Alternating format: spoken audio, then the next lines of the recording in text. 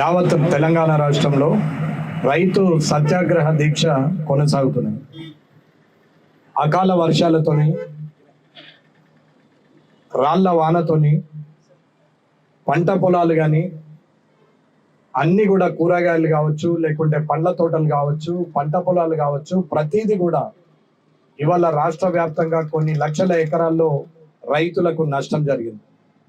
కామారెడ్డి జిల్లాలో కామారెడ్డి నియోజకవర్గంలోనే సుమారు 14,000 ఎకరాలకు పంట నష్టం జరిగిందనేది మేము ప్రతి రైతు దగ్గరికి వెళ్ళి పంటను చూస్తూ రాసుకొచ్చినటువంటి రిపోర్ట్ మా దగ్గర ఉందనేది ఇంతకుముందు పత్రికాముఖంగా తెలియజేయడం జరిగింది.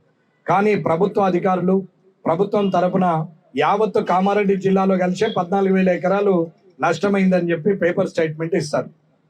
ఇది ఒక్క కామారెడ్డి నియోజకవర్గం జరిగితే మిగతా బాన్సువాడ, జుక్కలు, ఎల్లారెడ్డి నియోజకవర్గంలో ఇంకెంత పంట నష్టం పోయిందనేది ఒకసారి ఆలోచించాలి.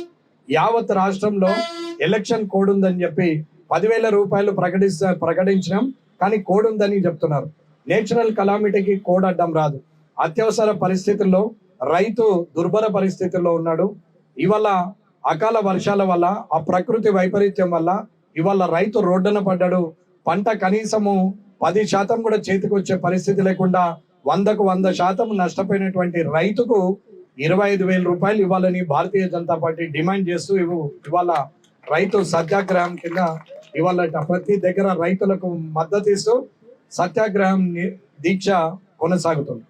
కానీ రైతులకు నష్టపోయి 20 రోజులు అయిపోయినా ఇప్పటి వరకు కనీసం దాని గురించి మాట్లాడిన వాళ్ళు లేరు, చెప్పేవాళ్ళు లేరు. అధికారులు కోడ్ అంటారు, రాజకీయ నాయకులు కోడ్ అంటారు.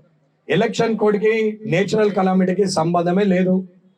ఇవాళ మీరు ఇవ్వాల్సినటువంటి మద్దతు ఇవ్వాల్సినటువంటి రైతుకు కనీసము మీరు వచ్చి ఊరట కలిగించే పరిస్థితి కూడా ఈ రాష్ట్ర ఏదైతే ప్రభుత్వం ఉందో ఆ ప్రభుత్వంలో ఉన్న అధికారులు ఉన్నారో, రాష్ట్ర మంత్రులు, ఎమ్మెల్యేలు ఎవరు కూడా పట్టించుకునే పరిస్థితి లేదు.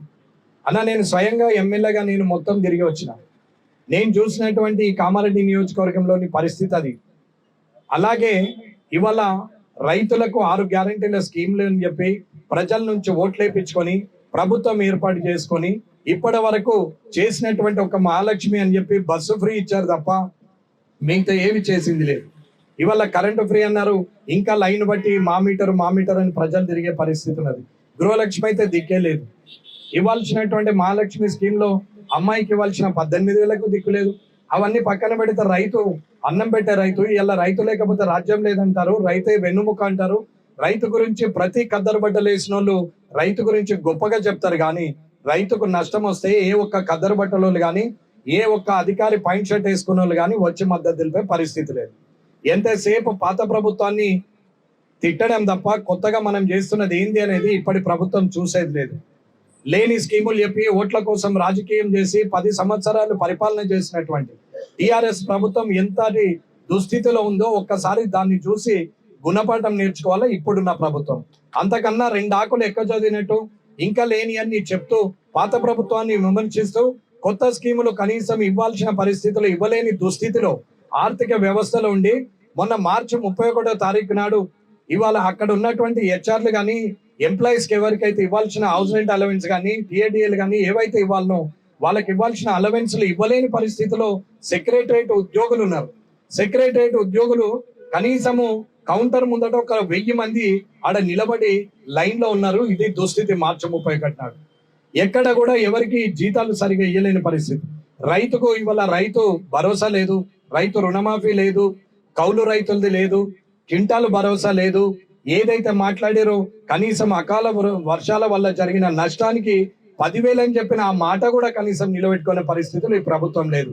తీరా ఇప్పుడు మాట్లాడతారు, ప్రభుత్వంలో ఉన్నాం కదా మేము ఏదంటే అది మాట్లాడితే నడుస్తుంది అనుకుంటాం. అన్న, నేను ఒకటే చెప్తున్నాను, ప్రభుత్వం ఏదైనా సరే ముందు వెనుక చూసి మాట్లాడాలా.